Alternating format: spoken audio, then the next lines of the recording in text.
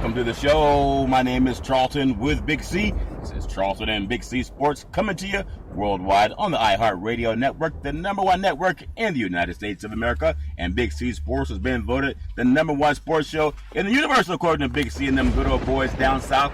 I want to say bienvenidos to all of our listeners in Latin America, also across the pond, and London, England, as well as Paris, France. We love you so much up north in Canada, but Big C, you know I love nobody more than all of you good old boys down south on the land of the free and the home of the brave. Big C, how's it going for all you good old boys? We get a whole lot of free rain down here. I didn't know if this was the 4th of July or the 4th of November. Yeah. Down here, but I mean, they're giving away buckets of water down here, so if there's anybody in a drought restricted area, we will send you out a couple of trucks of water at our expense. Well, Big C, that's very true. You know, today is a beautiful 4th of July, 2017, and so many great things to be grateful for. Independence Day, a lot of people loving the sports business worldwide. Have a few things to talk about today on our program, Big C Sports. But Big C, I know there's a lot of things that have happened around the country, people getting ready for fireworks and celebrating. And I want to celebrate something too. I think when you think about, because we have a sports show, and the pro athletes say that success is about 37% body, and it's about 63% work ethic. And you know, a part of being in any sports business is you just got to show up. Whether it's raining down south like it is where you are, or 100 degrees out here on the West Coast, you just got to show up. And isn't that great for Independence Day that people keep showing up no matter what sport it is? Big C, your thoughts? Well, Charlton, they do. You know, it's still Americana like anything else. You know, it's celebrated throughout the country by everybody. But one thing I'd like for people to be very conscious of, Charlton, is that we have a lot of surviving war vets, okay, in America these days. Yeah. And one of the things, a lot of these vets have been traumatized from the noise and the shock of war. And a lot of the fireworks that people set off remind a lot of these vets of that. And so I would beg to a lot of Americans to be cautious and cognizant of the veterans who have been traumatized in wartime situations, who've had to live under explosive measures on a daily basis just to survive, and they were able to make it back home. But some of these people are still in post-shock syndrome. And be cognizant of the people that are around you when you're setting off mass amounts of fireworks that you may upset someone that you may not mean to do. But also just be cognizant of the veterans out there and what they've had to go through to make this country great and give you a land of freedom and the opportunity to do as you please. Be when you're going out there with your fireworks festivities this evening. And that's a very good point, Big C. I want to say today's segment is sponsored by your Northern California Cadillac dealers, home of the all-new Cadillac Escalade, the standard of the world. And when you go by and test drive yours, tell them that Charlton and Big C sent you. Big C, it was July 4th, 1939. One of baseball's most iconic figures, Lou Gehrig, proclaimed himself to be the luckiest man in the universe. And the luckiest man on earth is were his words. A 6-time World Series champion, the New York Yankees legend, fighting Lou Gehrig's disease, he still found a way to say he feels like the luckiest man on earth, because he was doing what he loved, Big C. And a lot of times, people can't always do what they love. And sometimes if you do, sometimes we let, heartache, it hits everybody. It could be financial. It could be your health.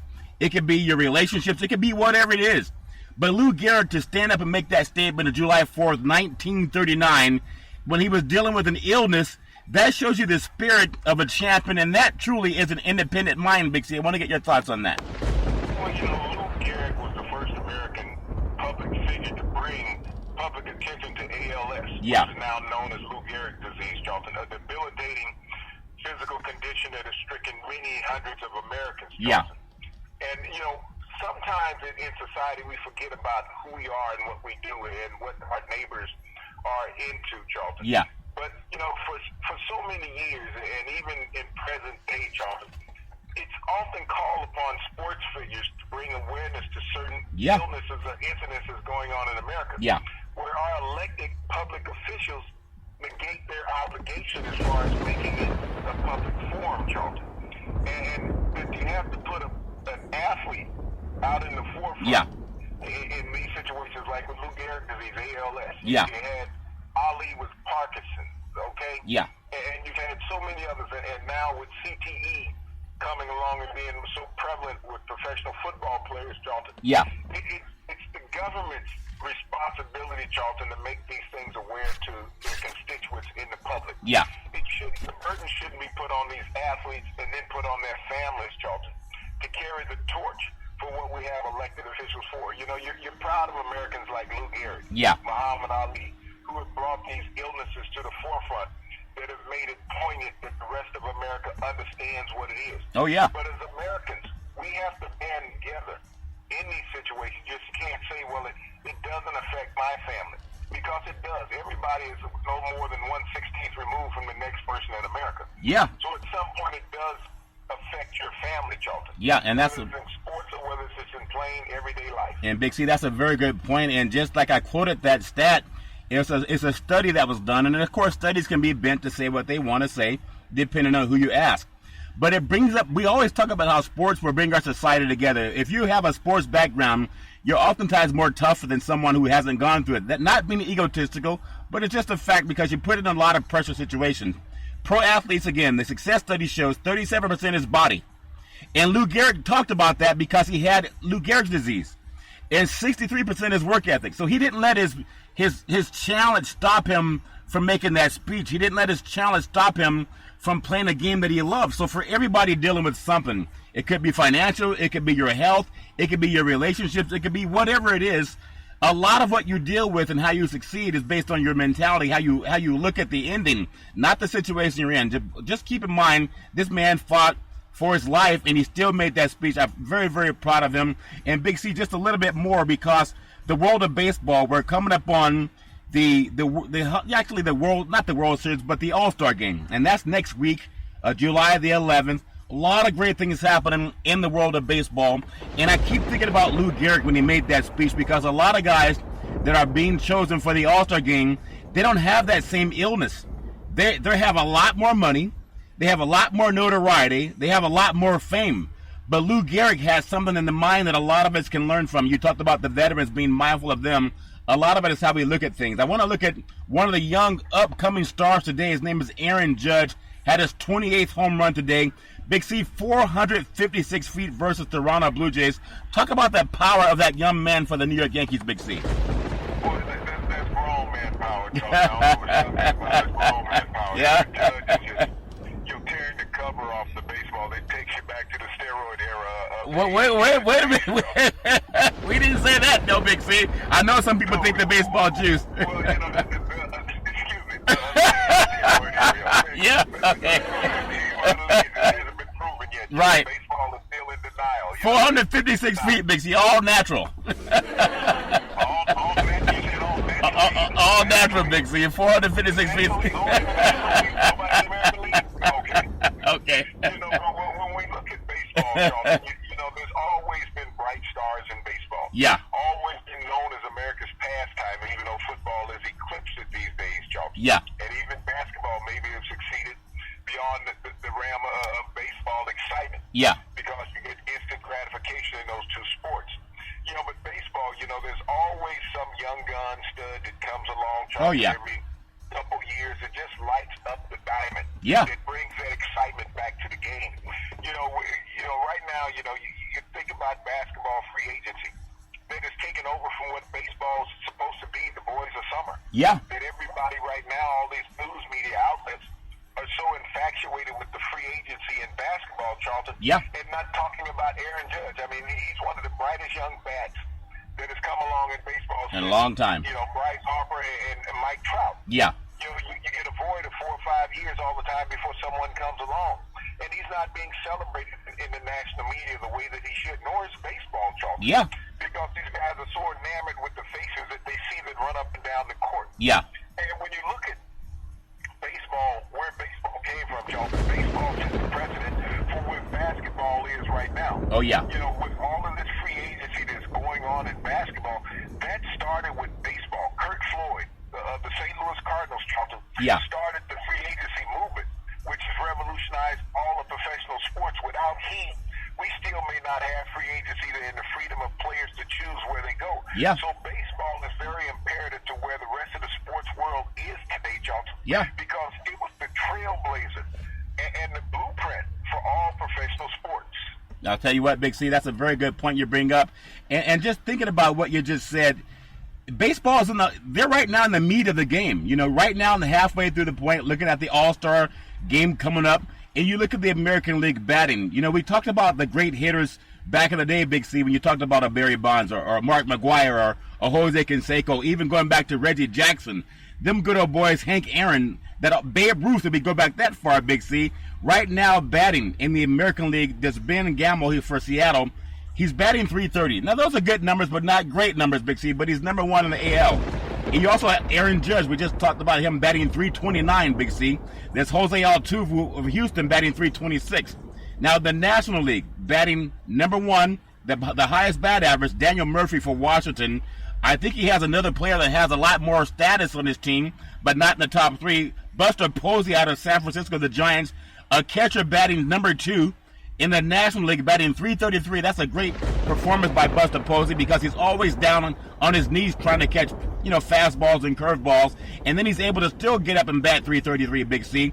And then Ryan Zimmerman, number three for Washington, and he's batting at a clip of .330. I just want to get your thoughts on what that means in the world of baseball, because no matter how much the salaries go up, no matter how many guys can hit a home run like 456 feet, even if you're an all-star player, you don't have guys batting .400, Big C. I think Pete Rose, you have to go back that far to find someone who could do that consistently, Big C. Your thoughts? Well, Pete Rose, George Brett, those players were the last ones teetering on that brink of doing that, Charlton. But when you look at baseball, baseball is the only sport that you can have a negative stat and it's worth millions of dollars. Yeah. In football, if you're a quarterback and you're only completing 33%, you beat Brock Osweiler, is what you're saying, Big C. You're unemployed for Yeah. a couple of years. Yeah. Right? Yeah. In basketball, you're shooting 33% from the floor to foul line. Yeah. You're down in the D League even if you can play in that one, Charles. Yeah. So baseball is the only professional sport where you can have a negative stat and be called successful. Yeah. Because the average Major League Baseball player, Charlton, only bats about .280 Yeah. on average. Yeah. So when you look at team averages, they're only around .280, .275 to .280. Yeah. So, that means that you're getting a hit less than 1 out of 10 times that you go up. Yeah. All right? Yeah. I mean, less than 3 out of 10 times when you go up.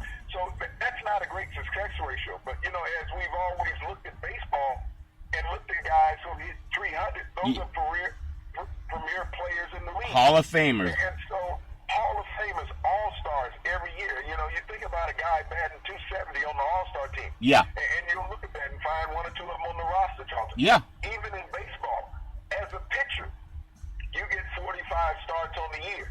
You win 18 games. Yeah. And that will make you $25 million a year. And big. You think about it. Yeah. You win 18 of your 45 starts, and you'll make $25 million a year.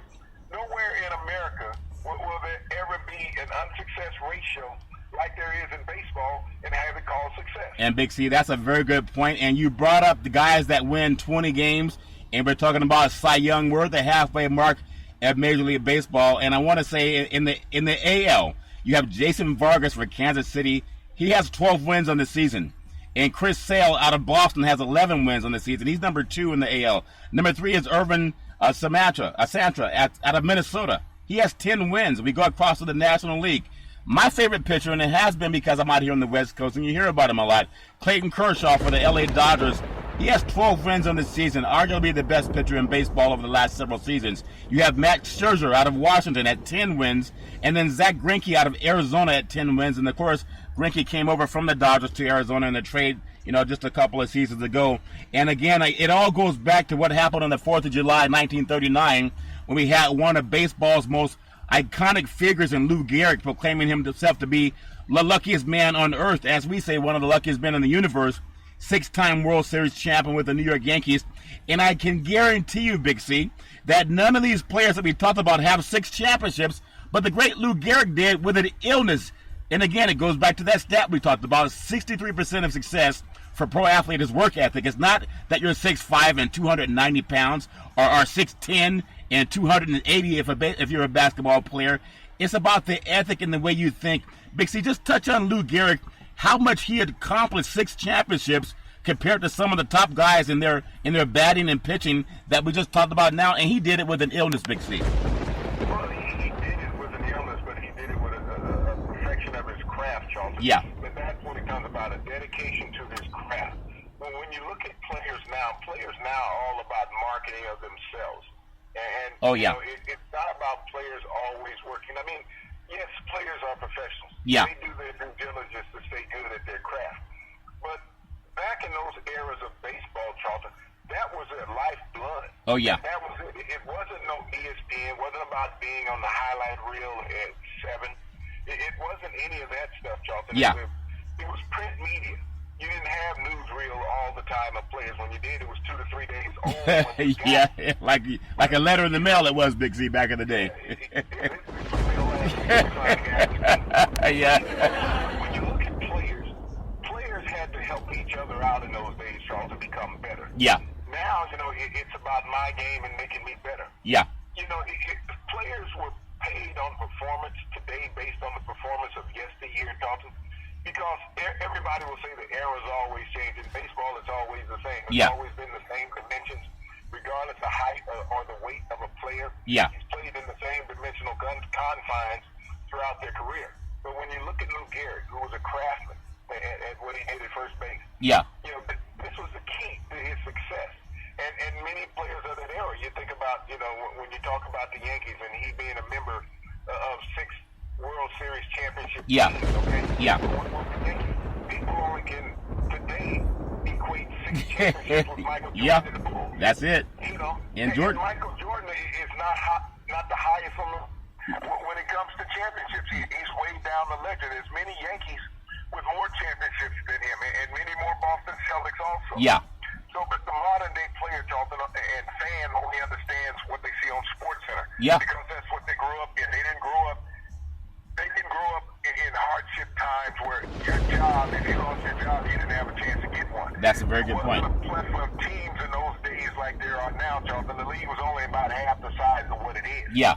So you didn't have teams in markets that you couldn't even pronounce the name back in those days. Yeah. So, you took a trip on a train to get to your next town. Yeah, that's true. You didn't fly a charter to get there overnight. Players work differently in those days, mentally and physically, than what they do now. Yeah. And that's why Lou Gehrig was able to fight off this debilitating disorder that he had, Charlton. Yeah. And to keep his career going until it got to a point where physically he could no longer outman that disease, Charlton. Yeah, that's a very good point.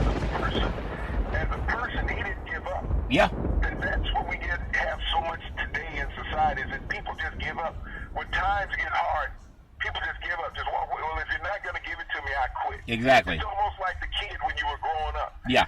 When, he couldn't get on a team or he got beat all the time on the basketball court in the pickup game, he took his ball and went home because he was the only kid that could afford a basketball. Yeah. If he couldn't play, he took his ball home. Lou Gehrig wasn't that type of man, Charlton. He played. He was dedicated to his team and his teammates, Charlton. Well, Big C. He gave it all it had. Yeah. Even when he could have walked away from the game and said, I feel sorry for myself. And that's a very good point. I want to say in our abbreviated show today that sports is a billion-dollar industry, and boys and girls sports is the foundation to this billion-dollar industry. And every sports league needs insurance. We go through Ben and Mark. They've been around half a century, and they do a lot of work with Big C Sports. If you pull them up, let them know that Charlton and Big C sent you, and you get some special discounts there. Also, just want to touch on some of the top attendance in Major League Baseball. The LA Dodgers are the number 2 media market in the country, Big C. 44,600 is what they average. They're followed by St. Louis that averages 43,000. And the Giants, even though they're struggling this year, they still average over 41,000 a game in baseball. The 4th place team, Big C, for attendance, they're outside of the country. They're in Canada. The Toronto Blue Jays average 39,000 fans. And followed out the top 10, the Yankees at 39,000, followed by the Cubs over 38,000. The Angels also in Los Angeles, 37,000. Colorado at 36,000. Boston, that's a great market, 35,000 in Texas, over 32,000 fans. Big C, talk about how much baseball fans clamor and fill the ballparks. The average park is about 35,000 seats now, Big C. Your thoughts? Well, Charlton, like I said, baseball has been always an iconic family event that you could go to. Yeah. It's still one of the more affordable sporting venues in America. Yeah. That you could take your kids to and take them to an outing and spend the day. It's an event. Yeah. Because you're going to spend the time in the parking lot tailgating. You're going to come inside the stadium. You're going to hope to shag some balls during batting practice, Charlton. Oh, yeah. But it's one of those things that as a father and son, father and a daughter, mother and daughter go to. Yeah. And you can sit down and there's no rush. You could pay attention to the game. This is one of those games where you can teach your kids.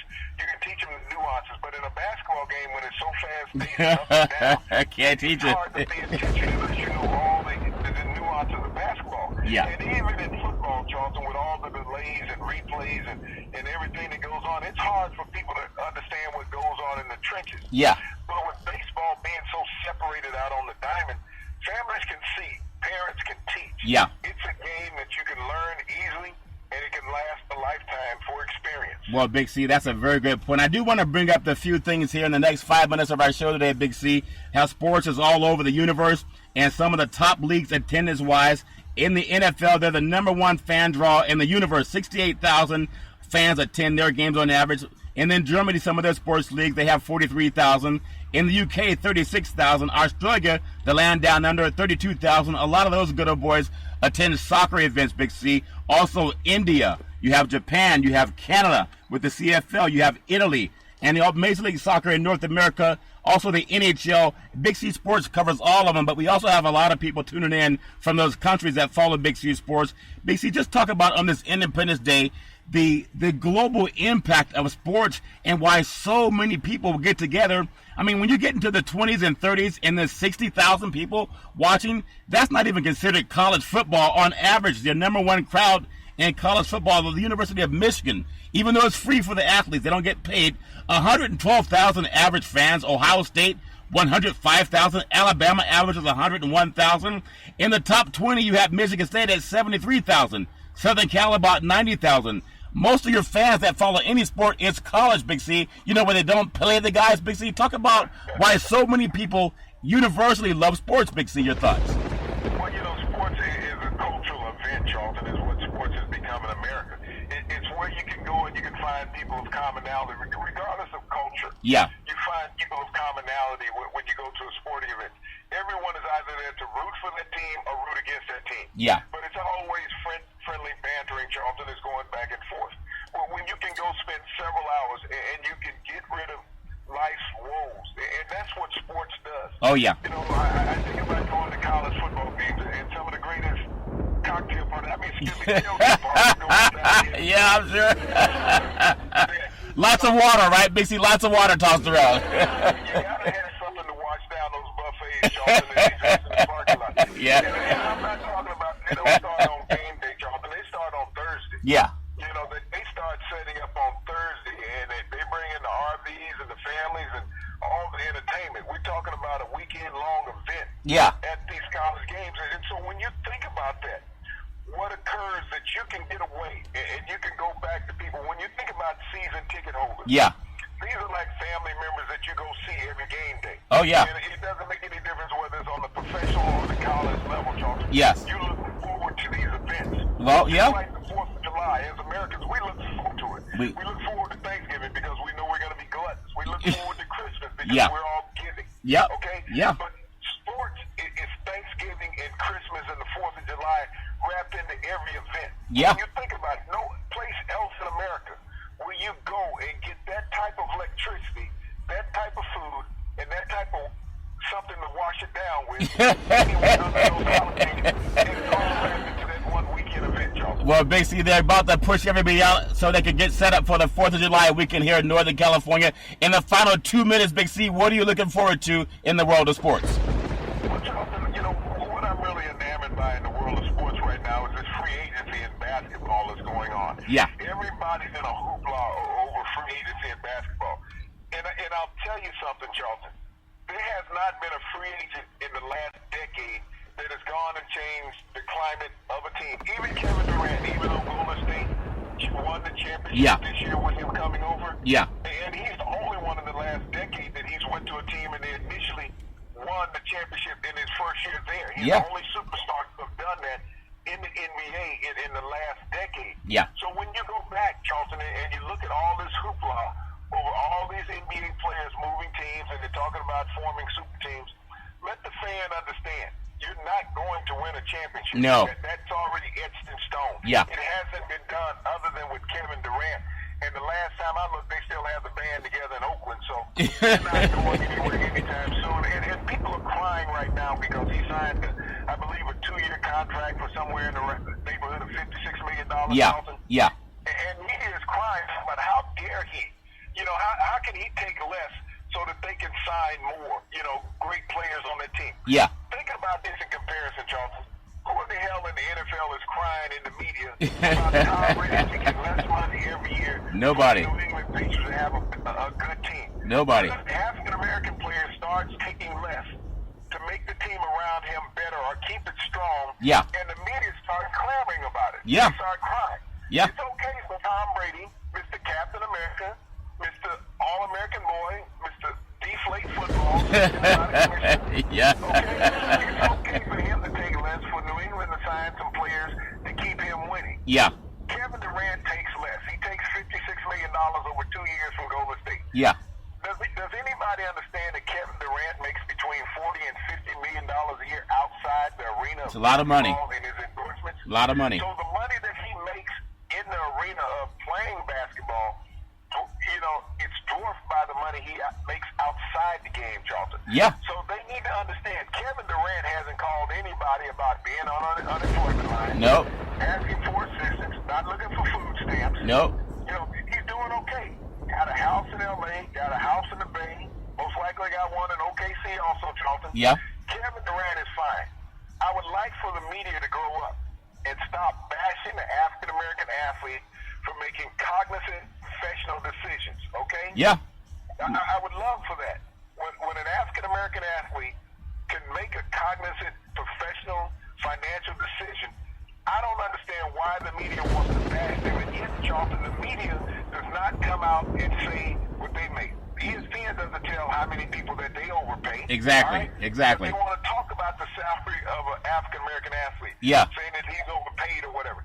If ESPN can talk about someone's athlete, let them start talking about what they pay their broadcasters, Charles. Well, Big C, that's a very good point. We want to tell everyone they're pushing us out so they can set up for the 4th of July fireworks. And we hope that everyone stays safe out there. You know, don't drink and drive. If you have friends out there, don't let them drink and drive also. As we always tell you, that sports is a great place to come together for all of Americans, in fact, all over the world. We want to say every program we take is never ending excuse for domestic violence. If you know anyone going through that garbage, just call 911 because no one should have to go through that garbage on our own.